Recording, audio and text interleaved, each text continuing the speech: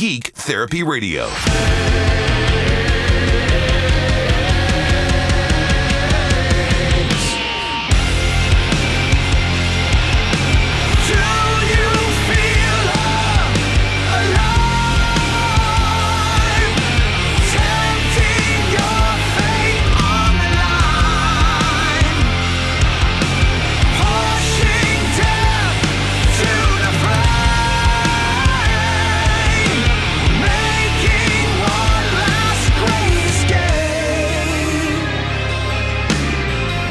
Welcome to Geek Therapy Radio.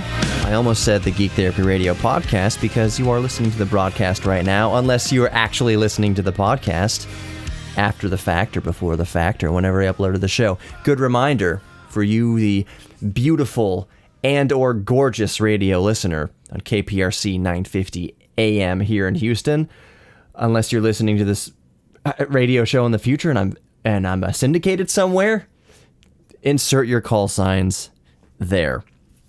Welcome to the Geek Therapy Radio Show. You can grab the podcast. It's a good time to plug that podcast in your favorite podcast app. So Spreaker, Google Podcasts, Apple Podcasts, Spotify, all over the place. Of course, we here at iHeartRadio prefer the iHeartRadio app. And if the affiliate you're listening to is not on iHeartRadio, then you can still get it on the iHeartRadio app. That's wishful thinking. As far as I know right now, unless somebody's bootlegging my show and airing it somewhere else in the world, I don't know, North Korea or something like that, I'm not syndicated to my knowledge. I should get back on that. But just there's been so many things over the past few months. Past couple months has been just nuts for me and my family. Those of you know, back in October I had my baby. Well, my wife had our baby. I participated. Let's get off that derailment. But yeah, I had a baby. Baby boy Riker was born. He is my first in command, and that was back in October. Then I got the new job at the Houston Museum of Natural Science shortly thereafter, which was a blessing, and we've been going nonstop. Right now, as of recording, it's April, which means it's Earth Month. So when you work for a natural science museum, then yeah, Earth Month's pretty packed. There are some things on the back burner. This is not an advertisement for the museum. I promised iHeart that when they let me keep my show on the air here without me working full-time as a board op, that I wouldn't turn Geek Therapy Radio into an ad for the museum, and I'm not doing that. But I have some videos in the hopper that are just that, in the hopper. They're put off a little bit because Earth Month is so busy. I want to do a video. This is on the museum's YouTube channel, not necessarily the Geek Therapy Radio YouTube channel, which you subscribe to, by the way, Geek Therapy Radio on YouTube. The videos I have in the back burner, one of the biggest ones is I'm talking to the Sugarland Skeeters, which is a minor league baseball team here in Houston, about using their fields to basically make a video with. I'm going to do a video about velocity, and I'm going to have me and hopefully a bunch of other museum staff see how fast we can pitch, and then do the equation to figure out how much force each of our pitches exerts. And really, if I'm honest with myself, I may have mentioned once or twice on this show that way back in the day I used to play varsity baseball for a minute. Well, I played varsity baseball back in high school, and I always wondered, how fast can I still pitch? I was never a pitcher. I was always an outfielder or a third baseman or a second baseman, but I always wondered, how fast could I throw? The last time, and here's why. You might wonder, oh, Johnny, in the last 30 years, or not 30 years, in the last 20 years or so, you mean you've never just been in front of any radar gun, like you've never gone to some batting cages, or you never went to Minute Maid Park and through, one of those how fast can you pitch booths for $20 or whatever. First of all, no. I did go to one of those, now that I'm mentioning it and recalling it, I did go to one of those kind of overpriced how fast can you pitch booths at a baseball stadium.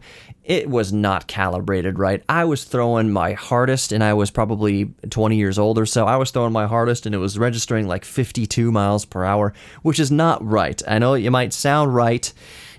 I am a geek after all. You might think, oh, well, if you're a geek, you can't really throw. But remember, I played baseball, varsity baseball. I lettered in baseball.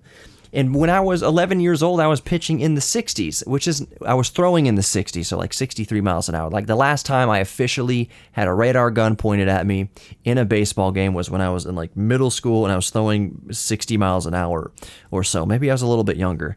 So to be 20 years old, a fully developed adult, and the radar gun at the baseball stadium registering like 52 miles an hour, like that's not right. If I was to wager a guess, and this is going to be very interesting, and I did want to talk about a few other things, not baseball in this broadcast here or this podcast, but if I was going to wager a bet, and this is not tooting my own horn, but I think this is kind of reasonable, I bet you my hardest throw, like if I just throw my shoulder to the wind, just accept the fact that the next day and for the next few weeks after, my shoulder is going to be pretty much foobarred, just messed up. If I threw my absolute hardest on an actual pitching mound on a regulation major league sized field, so the minor league baseball is still the same size baseball diamond, if not bigger in some stadiums than major league baseball fields. If I'm using the actual diamond with the actual rake of the mound to use as leverage, I bet you I can throw at my hardest low to mid 80s. And I'm wondering, and I don't think that's too far-fetched. A fastball from an adult who is about to be 38 years old, who played baseball nearly his entire life, played varsity baseball, to think that I could throw a ball low to mid 80s at my absolute fastest, I don't think is unreasonable. And dare I even fathom it, I might be able to throw a baseball. My goal, and this is ridiculous, I mean, my arm is going to be my arm might come out of its socket and might go flying down towards the catcher's mitt if I try to throw my absolute hardest. But my goal is 90. And I know that's ridiculous. And I'm not calling a strike. I'm not saying it's going to be a strike 90, not right through the butter zone of the strike zone 90 miles an hour. It's going to be a ball at 90 miles an hour, if it is going to be 90 miles an hour. But that's the mark I'm trying to hit. And if I hit 90 miles an hour as a 38-year-old who hasn't played officially for 20-something years, then I'm going to chalk that up as a huge win. If I throw 90 miles an hour, that would be ridiculous. Oh, isn't there a movie about an old guy who becomes a pitcher? Is it Kevin Costner? I think it's Kevin Costner, where he doesn't think he can be a pitcher. He's in his 40s. He doesn't think it's going to happen, and then it's kind of a neat movie. Maybe I might start pitching for the Sugarland Skeeters. No, I won't. More Geek Therapy Radio coming up. Let's talk about the Delorean.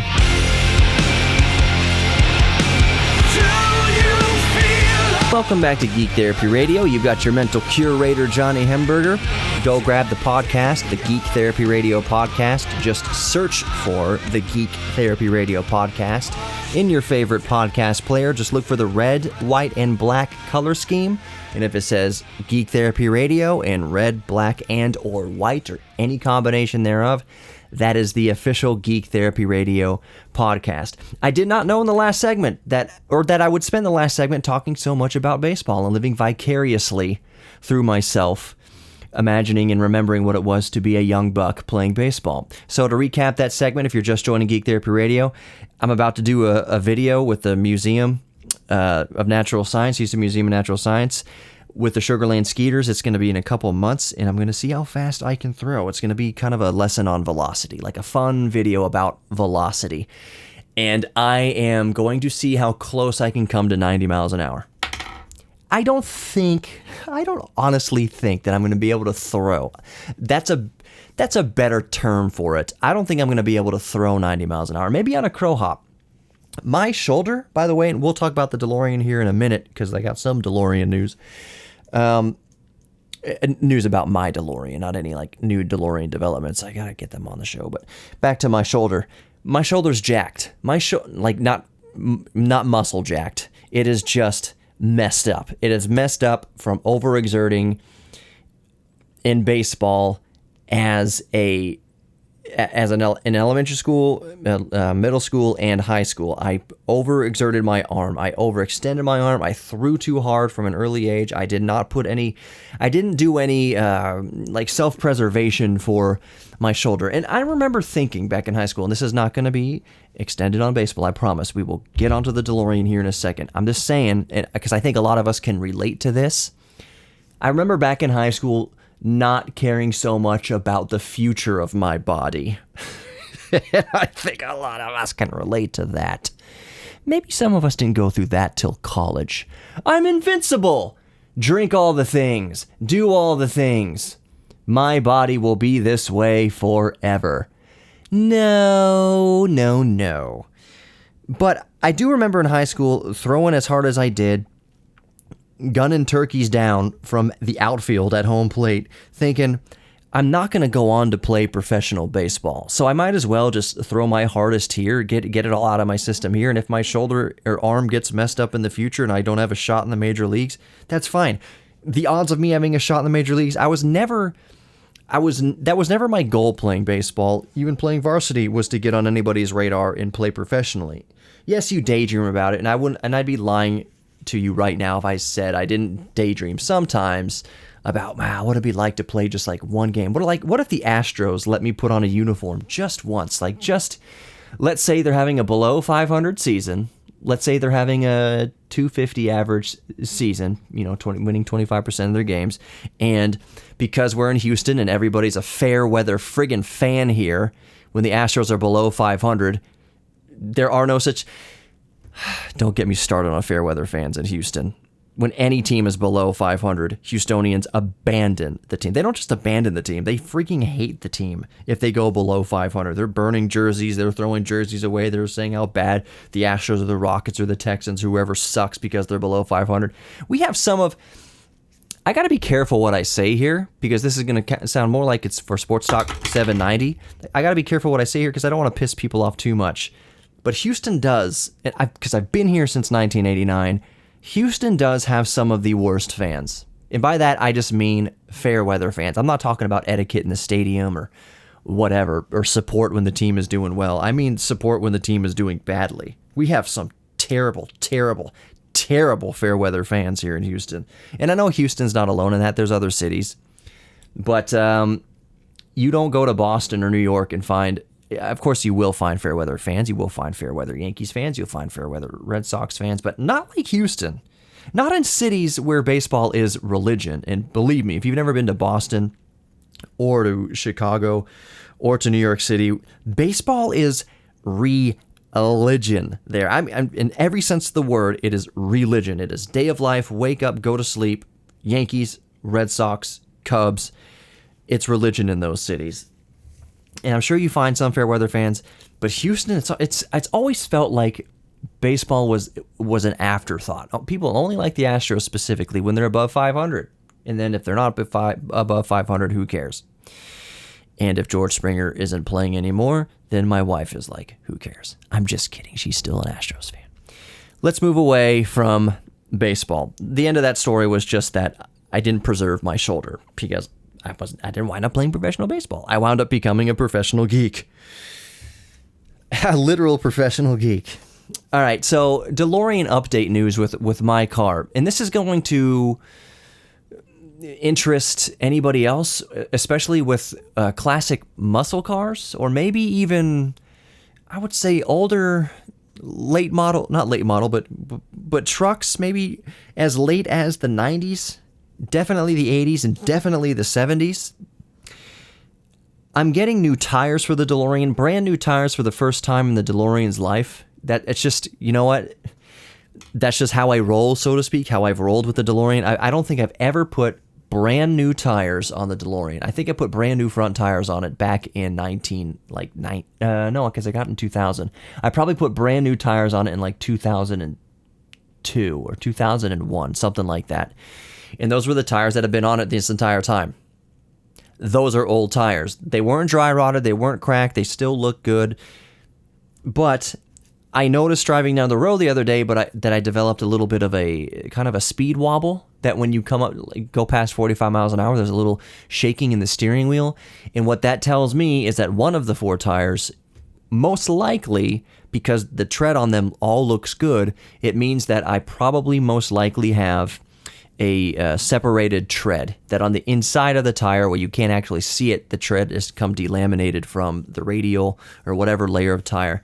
Because that happened to me in Rowdy a while back. I was getting a shutter in the wheel, and it wound up being, no, it was my wife's car, and the Jetta had a shutter in the wheel, and it wound up being that the cheap Chinese tires just developed a delaminated layer inside underneath the tread.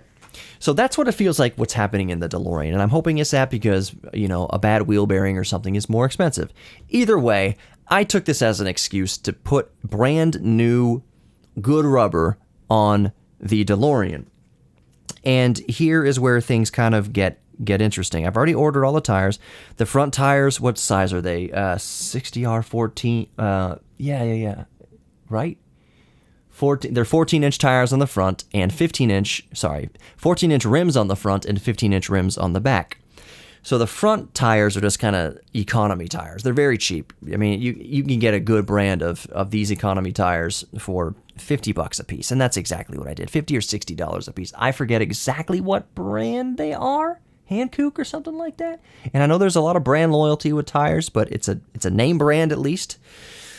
So the front's got $120 pair of tires, 14-inch tires, nothing to them. The back though, that's where things get interesting. The 15-inch rims on the back require a fat tire. I think they're 60R15s, 60R15 235s or 235 60R15s on the back. So car guys and gals, you're picturing it. It's a chunky tire. And if you really kind of know your stuff, you know that tire size really kind of more applies to trucks and SUVs and light trucks, especially of a certain vintage. You are definitely not going to find any sort of like Tahoe or Chevy Silverado driving around in 2021 on a 15-inch rim with a big chunky 235 60R15 tire. You're not going to find that. It's kind of more, that tire specifically is reserved mostly for classic muscle cars and trucks and SUVs from back in the day. So it's hard to source a tire of that size, 235 60R15s for the rear of the DeLorean. Even harder, here's where things get like really, really kind of interesting with sourcing tires. I have always wanted raised white letter tires on the DeLorean. I always have. Ideally some Goodyears, but that didn't really happen. We'll continue this here in the third segment. I'll talk more about the tires that I wound up getting in the current state of them. More Geek Therapy Radio coming up. Don't go anywhere. All this bump music, by the way, is Alter Bridge.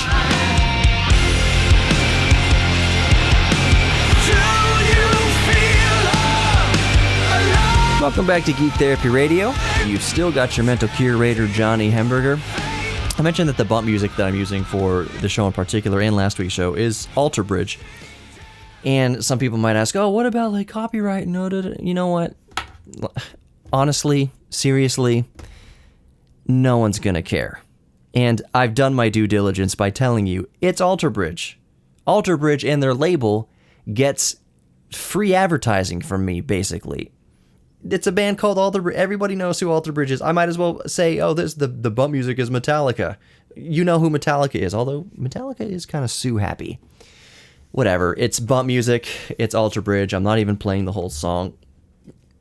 That's just what it is. I love Alter Bridge. I have a man crush on Miles Kennedy, the lead singer of Alter Bridge. But we're not talking about man crushes right now. We're talking car crushes, kind of. So my 1983 DeLorean, I've ordered the new rubber. I have not had a chance to take it to, the service center to get the tires mounted. And I don't mean the DMC service center here in Humboldt, Texas. I mean just any old place that mounts tires can do it. I would prefer to watch them do it. And it's not just because it's an old car. It's not just because it's a rare car. It's not just because it's an exotic car. It's not because it has all the sentimental value to me and actual money value to me. The real reason I'm apprehensive about anybody touching Lauren the DeLorean or Rowdy is because they're both manual transmissions. And even more so, the DeLorean I'm concerned with than Rowdy. Rowdy is a modern manual transmission. Everything's power assisted.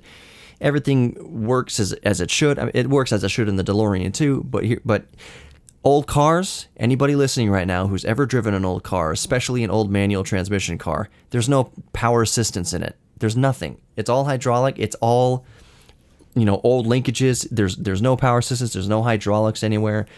I'm worried that some young gun's gonna get in there and think, I could drive a manual transmission because he drove his mom's manual Honda Civic back in high school out of the driveway one day. It's so rare. And if you work at a car service center or oil change place, don't take offense to this.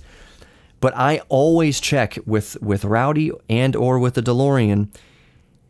Can I talk to somebody who's driven a manual transmission? Half the time, nobody in the building has driven a manual transmission, which is fine. In that case, I always check. I say, that's fine.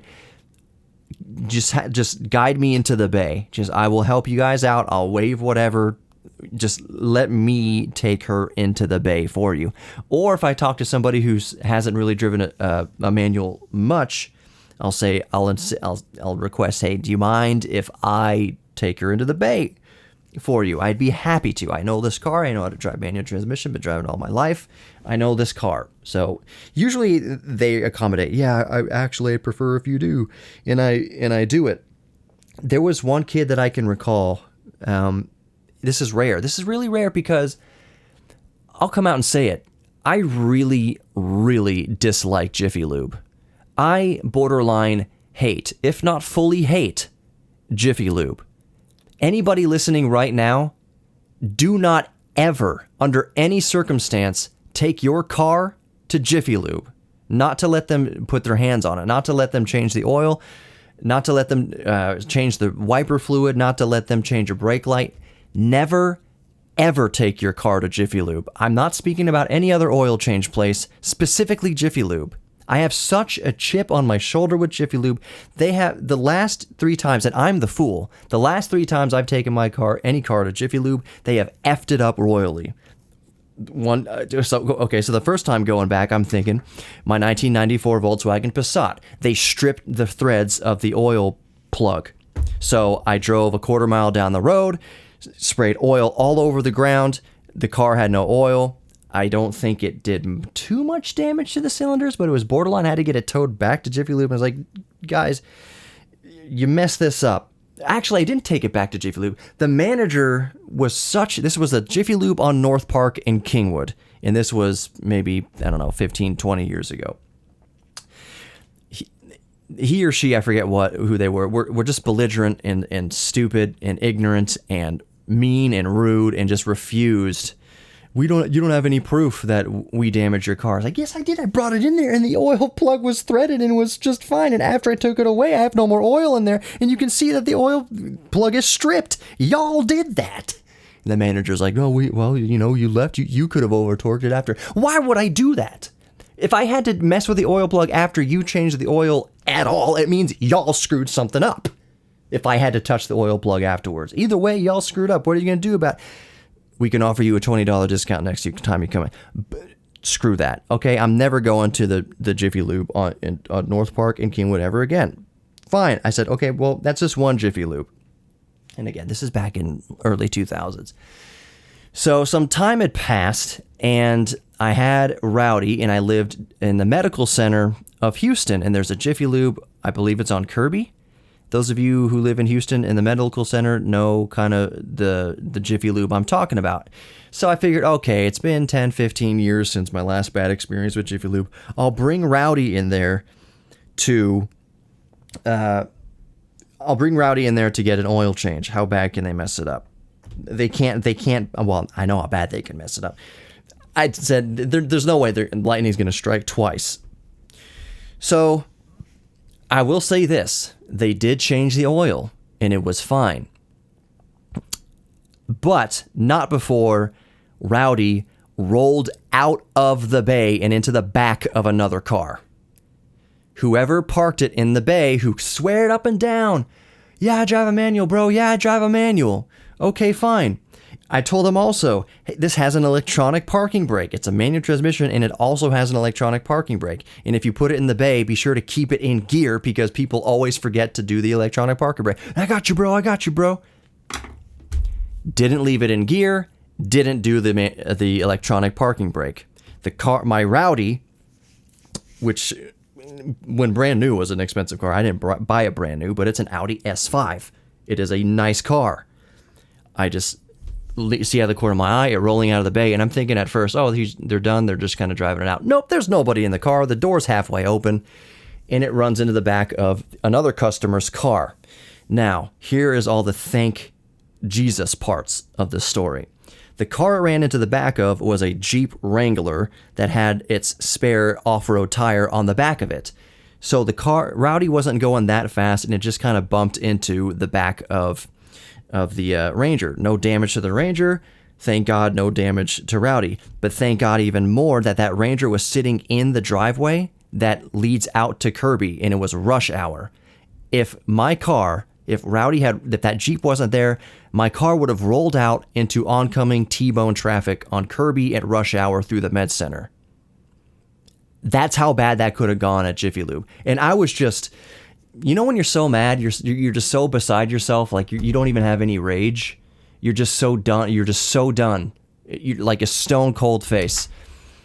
The manager, the guy with the Jeep is like, "Is that your car?" I was like, "Yeah." He's like, "My car's good." I was like, "My car's good too. And, we're good. We're fine. We barely put down our magazines." The manager comes out, and the guy with the Jeep's like, "No, there's no damage to my car." He's easy about it, and then comes to me with who they let the car roll out of the bay. Like, "Sorry, sir, we can offer you..." The guy was such an arrogant douche. I'm sorry to say that. "I'm sorry, bro, we can offer you $20 off the oil change." I was like, "Dude, don't give me any discount. Just let me just be on my way." Like, that's pretty much how I said it. I was like, "Dude, I don't need a discount. I'm just going to be on my way." And that's it. I kind of felt like I would get the point across more by keeping my mouth shut as much as possible. And just let their screw up, like, fester in their mind as much as possible. I think that's a really good way. Maybe that's a little sociopath in me. Is that when somebody screws up, like, egregiously and they're being overly douchey about it or trying to cover it up too much, and they know they've been in the wrong really badly and they owe you big time. When they start being kind of a douche to me, I just very brief in my responses. Mm-hmm. Yep. No thank. And I just let them, I let their shame fester in their heart as much as possible, because that's like the most you can get at them is by keeping your responses to their screw up. Almost cussed, to their screw up short and brief. Like, let them be in their heads about it. That sounds very sociopathic, but it's just kind of, I was done. I was so angry, I was just done. And I vowed, never Jiffy Lube again. Never, ever, ever, ever. But I remember there was a third time. The third time, it wasn't me. I let my brother borrow my Jetta. I had a 2004 Jetta TDI, diesel Jetta. And he borrowed it. And he said, "Hey, can I at least change the oil for you? I'm going to bring you to Jiffy Lube." And I kind of was like, oh, geez. But he lives in Dallas. I'm like, okay, maybe the Dallas Jiffy Lubes. And it's a Jetta. How could they screw that up? They gave the car back to my brother. And I told my brother, you need to insist that they put the correct kind of oil in this diesel engine. There's only one type of oil that goes in a Volkswagen diesel engine. It's this kind. Make sure they do it. Guess what? They didn't do it. The engine almost exploded. Oil all over the engine bay. What a mess. Never, ever take your car to Jiffy Lube anywhere in the world. We'll be right back.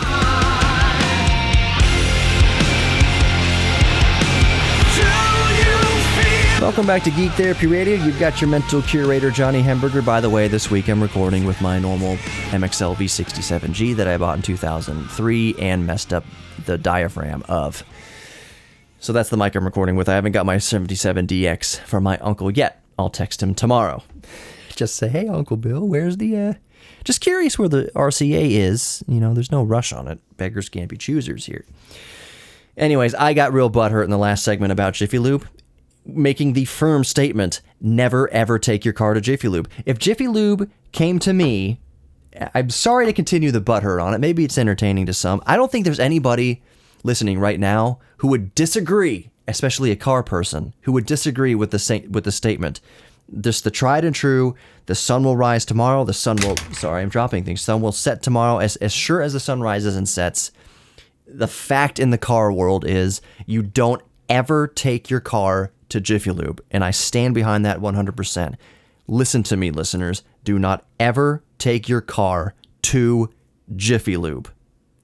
And they can come at me. I don't care. I don't care if Jiffy Lube comes at me. I don't care if Jiffy Lube says, we will offer you $1 million to sponsor your show. We will give you $1 million once a year for you to do one 30-second ad for our company on your show. I would tear that check up. Maybe my wife would be mad at me. She probably wouldn't, because she has principles just like I do. I couldn't do it. Because that would be blood money. That would be $1 million a year of absolute blood money, because you would hear me say, hey, take your cars to Jiffy Lube, friends. They sponsor Geek Therapy Radio. And a good 75% of you, no joke, would have your cars messed up by Jiffy Lube. Straight up. 25% of you would say, oh, that was a great recommendation. My Jiffy Lube did well. Well, maybe yours would. Maybe your particular franchise is owned by somebody who had a mechanic shop and they retired and they just wanted to open up a Jiffy Lube. Maybe there's some good Jiffy Lubes out there. By and large, they're all terrible. All of them. I have never had a good experience with Jiffy Lube. I have had, well, listen to the last segment. Terrible. And at the end of the day, it's my fault. 3 separate times of experiences with Jiffy Lube that I keep giving them the benefit of the doubt, because it's 3 separate Jiffy Lubes in 3 separate cities, for that matter, technically. All of them messed my cars up. All of them. So, back to the DeLorean and the tires and who I let drive it into the engine bay. I'm hoping that I can just go down the street to the Firestone that's near my house, or I went to, what was the place that I went to on 5th Street the other day? I got their card because I wanted to talk to the owner, because they did a good job the other day with the bolt mounting a tire. And I was like, hey, maybe I'll get a card and see if I can, talk to the owner about sponsorship. I never did. But maybe I'll go to that place. I forget what it's called. Either way, I'm going to insist that I be able to drive the car into the bay and watch it go up on the lift and watch them do the wheels and stuff, because and again, like I mentioned, it's not because I don't trust somebody with a valuable car, or with a car that means so much sentimental value to me, or that it's such a rare car, the DeLorean. It's just that so few people nowadays drive a manual transmission, and so many less of them have driven an old manual transmission of a classic car. In a French transmission. The transmission, if I'm not mistaken, in the DeLorean is from a Renault of the era. But I have sourced white raised letter rear tires, at least for the DeLorean. Oh gosh, I should go downstairs to the garage and see what they are. You know what? I'm just going to go onto Amazon while I'm recording this and see, because I ordered them off of Amazon. Were they... No, let's see the order. The point I'm getting to here is that it is very hard to source raised white letter tires, especially of that size. Maybe you can get white raised letter tires for other vehicles. Maybe you can get some fat and skinnies or low profile raised white tires, white letter tires. But in the tire size that I want, which are 235 60R15s, it's almost non-existent. So there's a few tires that do have raised white letters, and the ones I got are Cobra Radial GTs. Now, Cooper is a known tire brand, so I feel good about that. This is kind of the first time that I've, at least for the back tires, they cost a little bit more money. I could get, technically, for much cheaper, I could get 225 60R15s that aren't the specific size for the DeLorean, but they work. I've got 225s on there right now. They're not as chunky, but they work just fine. They don't throw off the speedometer that much. They're still really accurate to within like 1 mile per hour. But to go to the actual size that the Delorean is supposed to have, 235 60R15s, with raised white letters, that makes my heart happy. To see them on the car is going to feel really good. And I wanted a matching pair of raised white letters for the fronts, which are the 14-inch tires, but Cooper does not make Cooper Cobra Radial GTs in the 14-inch size. I think they used to, and there was even a petition. There's a petition to the government to make Cooper continue to produce the 14-inch version. And it was DeLorean owners. It was only DeLorean owners. It was several hundred of them, and even more. It wasn't just DeLorean owners. Actually, they had a few thousand signatures on the submission. It was just DeLorean lovers, I should say, wanted the raised white letters. I just think it looks good on that car and on old muscle cars. And that's kind of my next point with all of this is raised white letters. And for some of you listening that thinks this is kind of pedantic. It's pedantic and specific because you're talking to car guys and girls, what they think about raised white letters on cars. That's a little in the weeds. That's a little pedantic, but we're geeks. We're all geeks about something. That's the motto of Geek Therapy Radio. And geeks are pedantic. If your thing is sewing, or you're somebody who's good at oil paints, and you're going to get really deep into the weeds and pedantic about the different types of oil paints and the different types of canvases and chemistries that's pedantic. But that's being a geek. That's knowing a lot about what you're a geek about. So in this case, I'm being pedantic about tires with other like-minded individuals that might be listening, or at least find it fascinating, or haven't thought about raised white letter tires in a long time, because it's kind of a vintage thing. You don't see too many new cars now, unless it's you might see a Dodge Challenger with a special model of it with an RT or something, maybe spec'd with white letter tires, or maybe the owner of that car did white raised letters, or maybe they painted with themselves, I don't know, nail polish or whatever you would put on a tire that would stay on there. I have no freaking idea. But it's kind of a style thing, and raised white letter tires would look stupid on my Chevy Bolt, on my 2017 EV. They would look dumb. They would look dumb on my wife's 2015 Jetta. They might look okay on Rowdy. Maybe just because I have the black 5-spoke rims, and I try to keep Rowdy as murdered as possible. Murdered just meaning as this is gonna sound weird and this is gonna sound bad, but don't take it out of context. Keeping your car as dark as possible.